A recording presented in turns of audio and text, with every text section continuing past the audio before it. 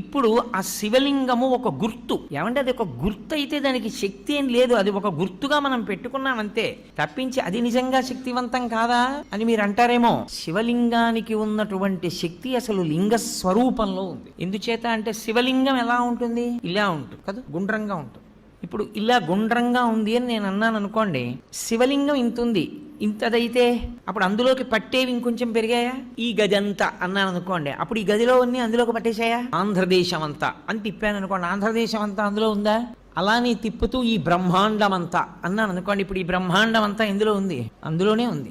అంతా ఎందులో ఉందో అది లింగం, అంతా ఎందులో పెరుగుతోందో, అంతా ఎందులోకి కలిసిపోతోందో అది లింగం. ఇప్పుడు పరమేశ్వరుణ్ణి యథార్థముగా సూచించుటకు గుర్తు శివలింగము. కాబట్టి కంటితో కనపడినది కాదు, ఇది సర్వవ్యాపకమైతే ఇది చుట్టుకుంటే నిజానికి దీనిలో ఈ బ్రహ్మాండమంతా ఉన్నది